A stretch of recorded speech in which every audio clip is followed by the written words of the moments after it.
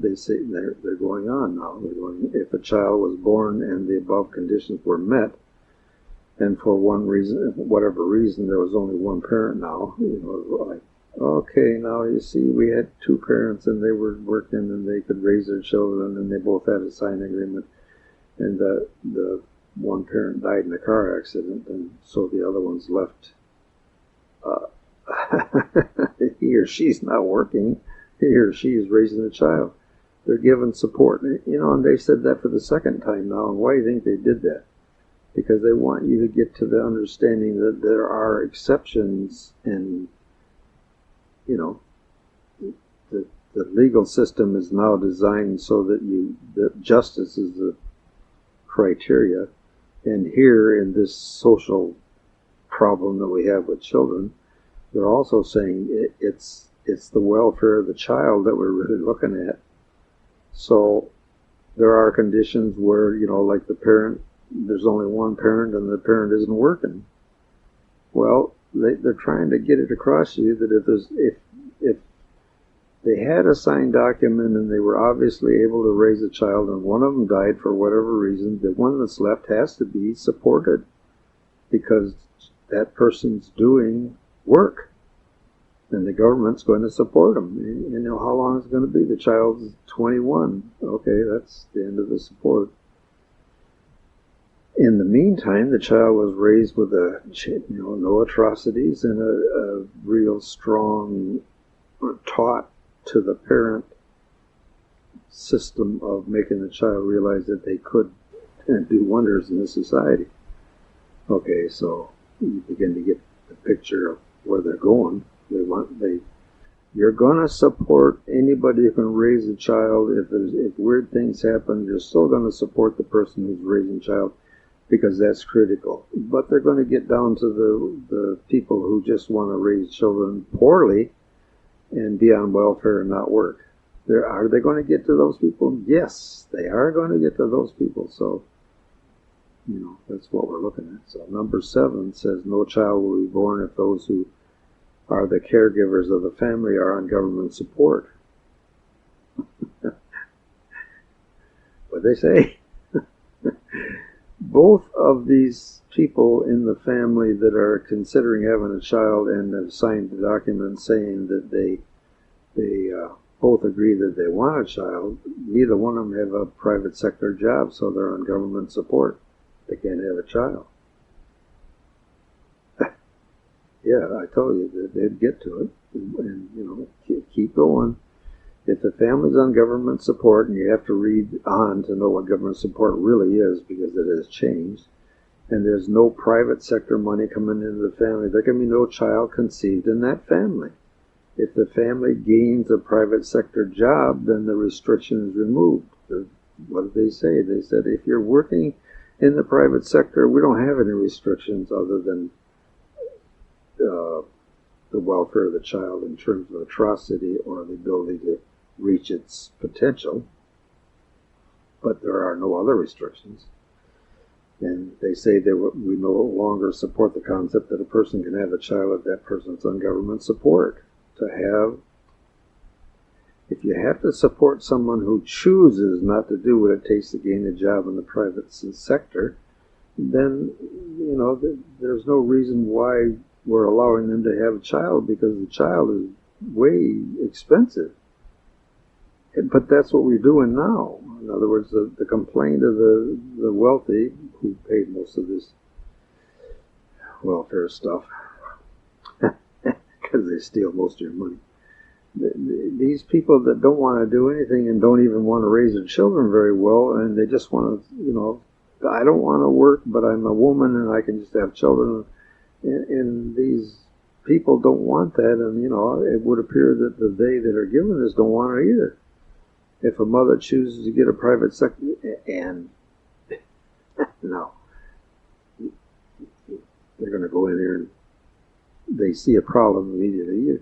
Okay, you got nobody in the private sector, you got two government people and they want a kid. Okay, the mother goes to work or the father goes to work in the private sector, gets a job and gets her pregnant, and then they come back on government support because, there are people that make it so they're not hireable. Well, okay, you do that once. You do it the second time, and then you're not. There's two things that are going to happen. The first one is the child is considered unwanted. In other words, you're not going to keep it. The parents that are involved.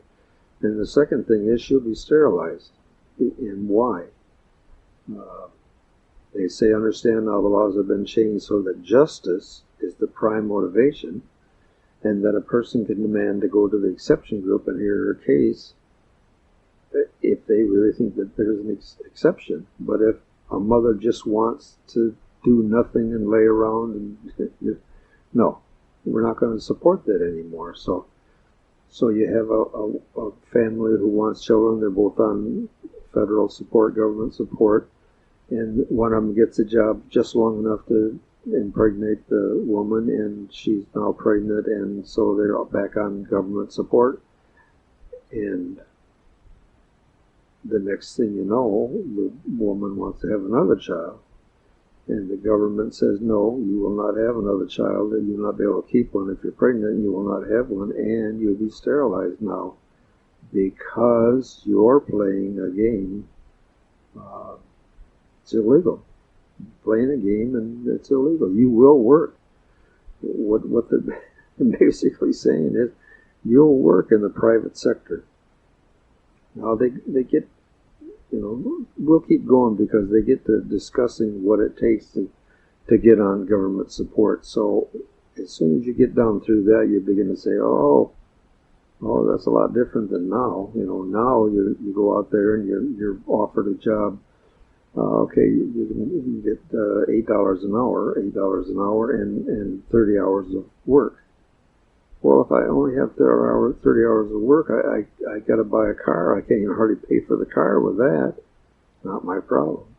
Well, not only that, but for those hours, I have to have a babysitter, and that's it's like not all the time is the full-time babysitting job. It's just a part-time. That's not our problem, the employer says. We're saying no, that's going to come to a stop. So, what's going to change? Well, you see, that's the point, that things are going to change. So you need to read the whole thing. So then they stopped her. She no longer can con us into supporting children by 10 different fathers, and now the wealthy are happy. And there would be a serious question as to whether these children have a chance to reach their full potential, and that they're really wanted, and on it goes. And we are dealing with the problem of overpopulation, and there's a place to put the brakes on, if you will. Let's slow the car down. Okay, how are we going to do that? Well, you're not going to kill anybody, and you're not going to, the only solution is that if you just make somebody sick so they can't work, it costs you more. So really the only solution to the problem, as the very wealthy know, is to kill them. Well, we're not going to do that. So what others? Go to the other side. What other side? Birth. The other side. Let's not have children born. Okay, who are you going to quote? Let's stop the scientist and his wife from having children. I don't think so. Well, let's stop Joe Average that does dishes from having children. I don't think so. Those two groups are needed. There isn't a scientist alive that wants to do dishes. Thank God there are people that will, that do. People don't understand how wonderful those people are. My God. You just can't. We have such a strange view of the way things should be. These people that do, make your beds and clean your floors and make your food for you at these restaurants and stuff, they're wonderful people. Because you can't do it. You can't do it for 40 hours a day. It's just, well, if you're that kind of person, you can. But I'm saying, these brilliant people, Einstein, I don't think so. He could never do it. It'd kill him. So, do we need those people? Absolutely. We need lots of them, but we need less people total. We got to look at it that way. So what are we saying? You got a private job, you're on. You go.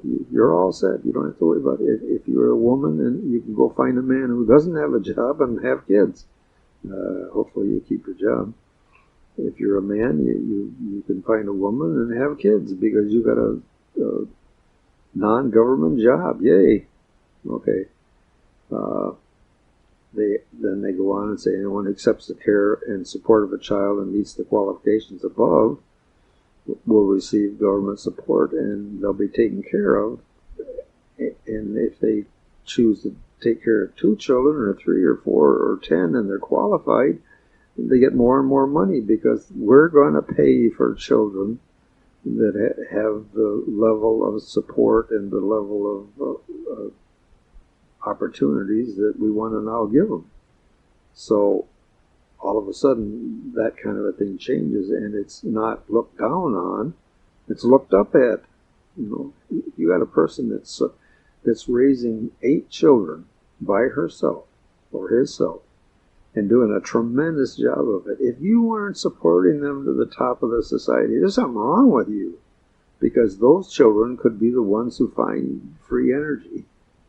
One of those children, or both of them, or 3 of them, might get involved with the research in free energy. Now, what happens when you have free energy? You understand? No gas for your car, no heat bill, no electricity bill, no. Do you understand what we're saying? All of a sudden, the value of that child just explodes.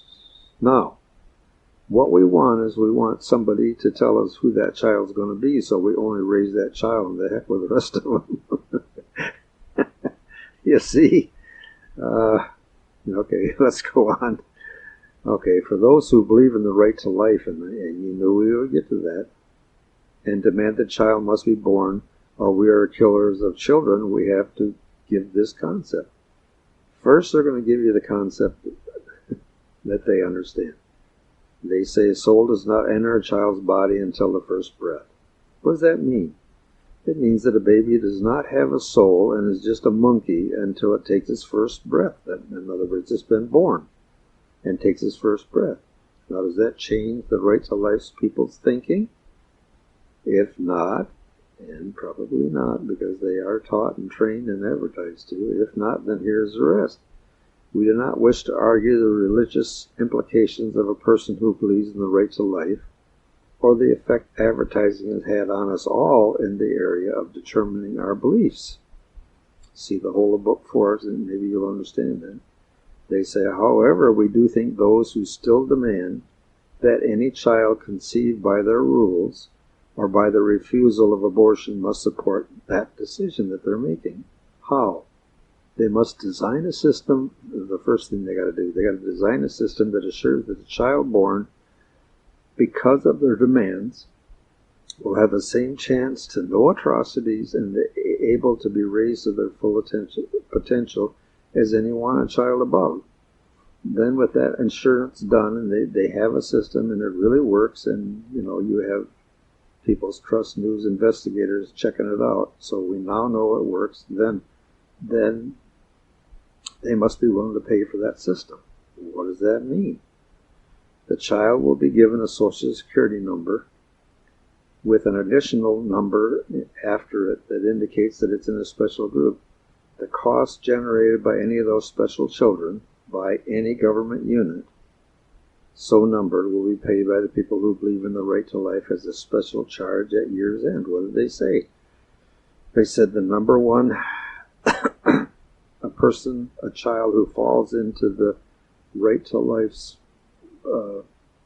influence, or any child born because of the right to life people's influence, will get a special Social Security number on the back side of their regular Social Security number. And then any government payment that's caused by that child will be put into a pool. Put in a pool. And at the end of the year, the pool will be added up, and the people that have said that they believe in the right to life will pay that pool. They'll pay for but what they really said is they got 2 things here. The first one is the child has to be guaranteed to have a life equal to the wanted child. Now, you understand what that means. And they can do that. They got people that can, take care of children and so on. Or they might have adopted them themselves, or family members might adopt them. Who knows? But anyway, that isn't an impossible thing. It's certainly possible. And so they have this number, and they get charged for anything the government does that is charged to the government. So you have a child that nobody wants and is sick and crippled and, in terrible shape and taken care of for 20 years until it dies, and the government's doing all that taken care of. All that money goes into a pot.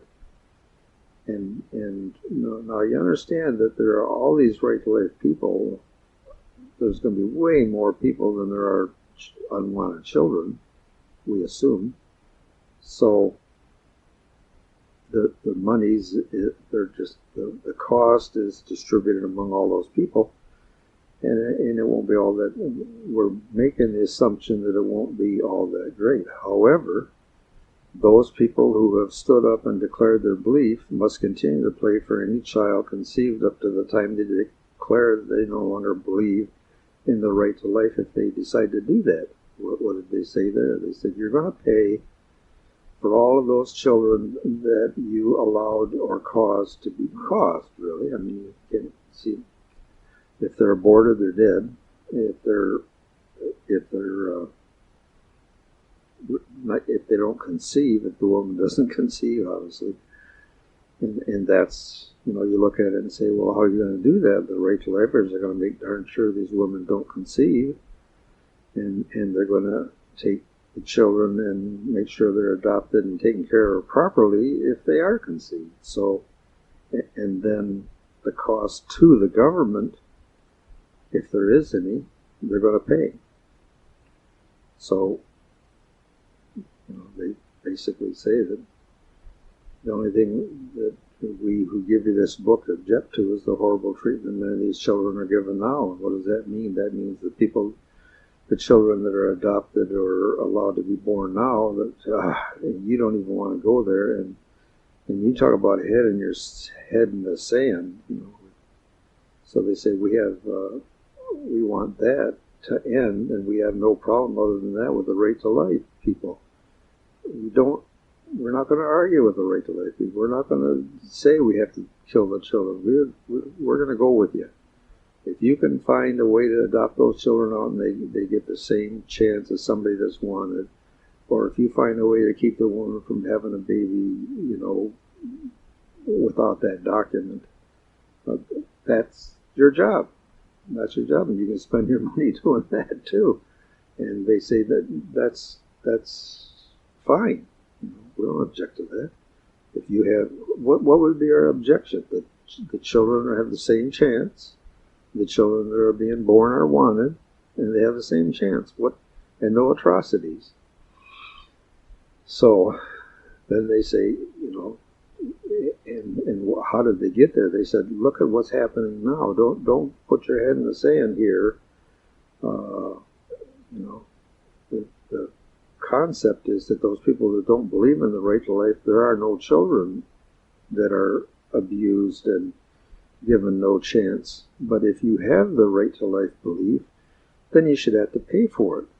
And they say further, do not stand there and defend what's happening now, because if you do, and it is investigated, and it will be in brackets, you will be remembered as the one of the people who allow those atrocities and ruin those children's lives by your ignorance, either by advertising or because you chose to be ignorant.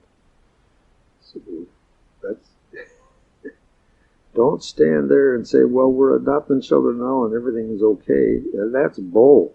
Total, absolute bull. Every time, it's so many times you get these people that say, I know somebody who was adopted and they had a what? Yes, are there some? Now stop looking at some and look at all.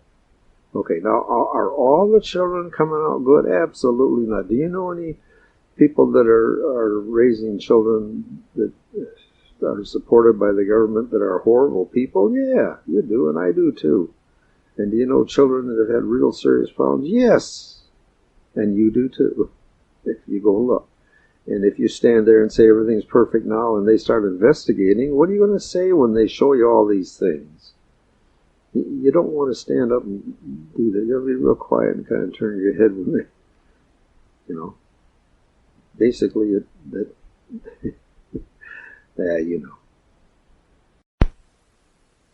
So we've kind of covered those things that would deal with the right to life people and trying to make sure that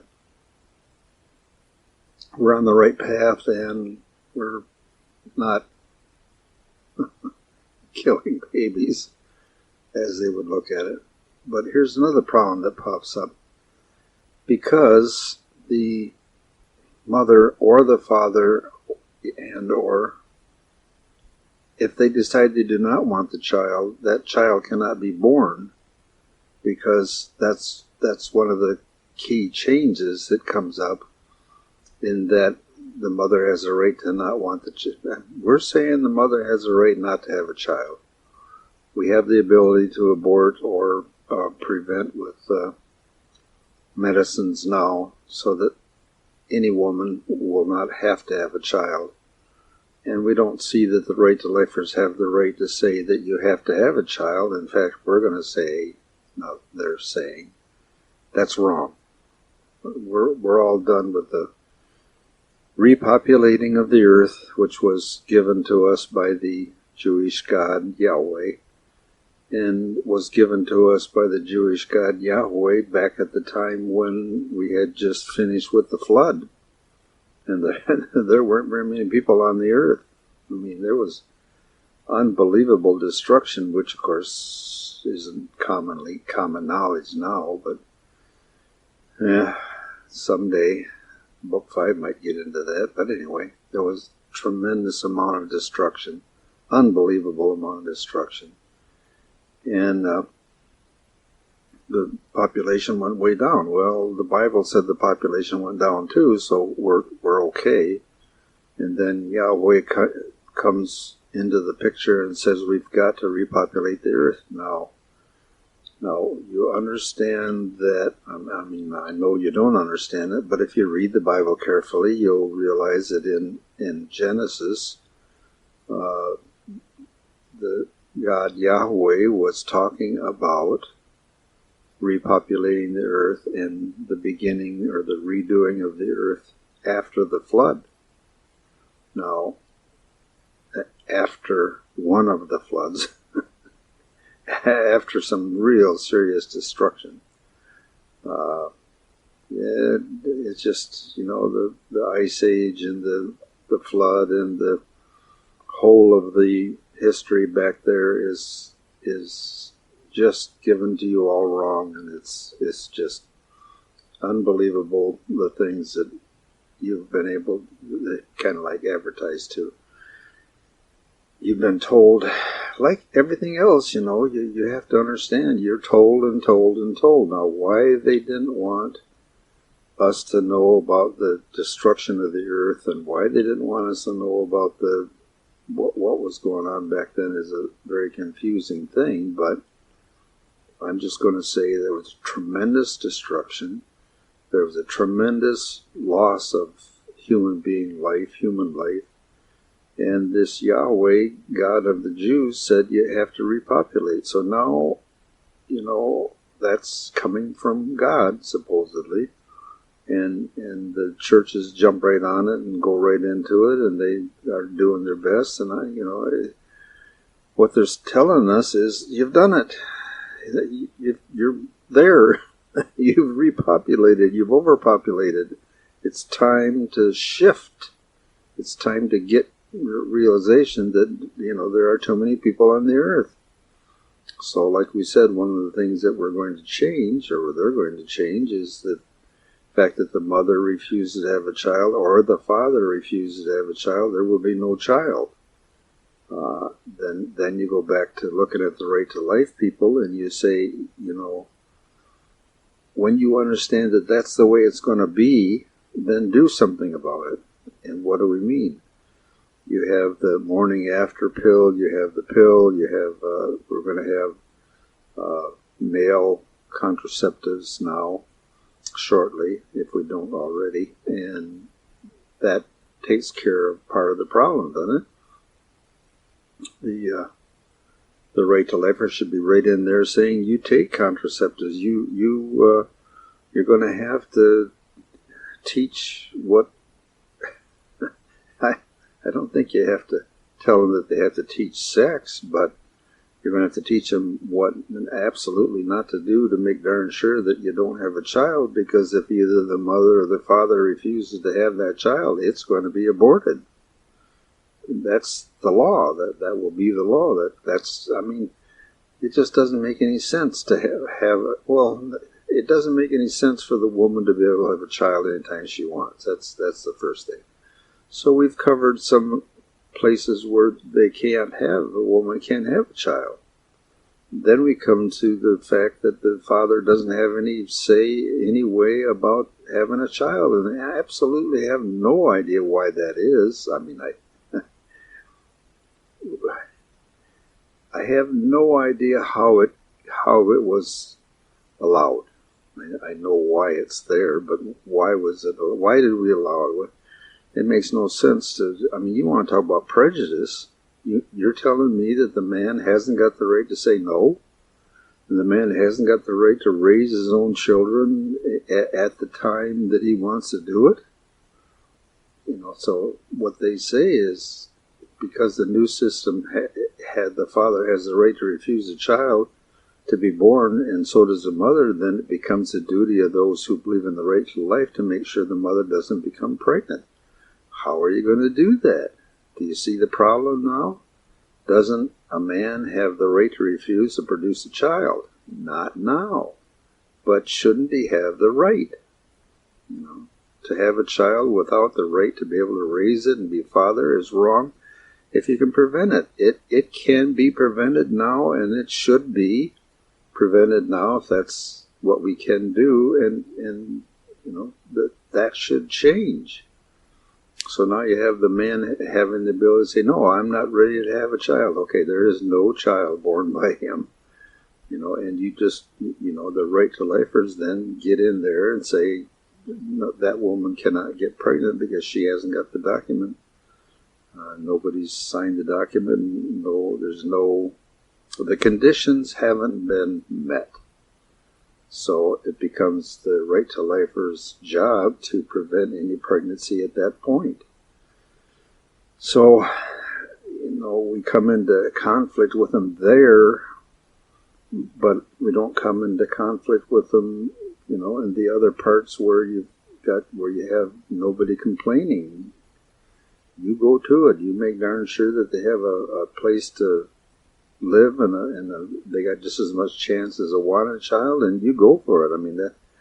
That's your right, and you pay for it, and that's our right. So you can see that something has changed there, and I know there's going to be screaming and hollering, and wham. It's common sense. What we're dealing with here is common sense versus what you've been advertised to. That's what the whole of book 4 is. Common sense versus the I was going to say garbage. And I suppose. Common sense versus those things that have been put in your mind by advertising so that the overchargers can have their way. Okay, that's what we're dealing with. Common sense versus the overchargers. You want to get right down to it. It's common sense versus the overchargers. When you tell me that a man hasn't got a right to determine when he can have a child, then I'm telling you that doesn't make any common sense. And our common sense is going to verse your religious upbringing and the overcharged advertising. And that's putting it bluntly. And that's the way it will be continually. If you want the overchargers to keep telling you what to do, then you keep doing what you're doing. If you want to use common sense and get this stuff turned around and get it moving the way it should be, then look at book 4, because it's all laid out there. They say that, the question is, can you keep a female from becoming pregnant? in this day and age with the beliefs that the right to life people have? Of course. I mean, if you're not going to be so foolish as to say that you can't have pill prevention, and the reason they said that the child doesn't have a soul until its first breath was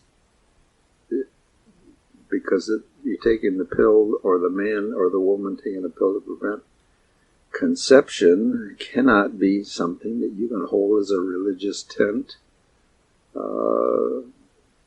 That you got to have it your way, because if you got to have it your way, it's going to have all these babies that nobody wants, and we're changing that. We don't have a problem with you keeping a baby alive that's been born by adopting it. It's like we said, we have no problem with that, as long as you're willing to make sure that it's done right. Go for it, have at it. But when you tell a father that he has to have a child, you're telling a father, okay, it's time for you to have a child. You see anything wrong there? You're telling a mother that doesn't want a child, it's a 14-year-old girl, I'm not ready. We don't care, you're going to have it. And by the way, since you can't keep it, we're going to take it away from you, and we're not going to let you know, all the bad things.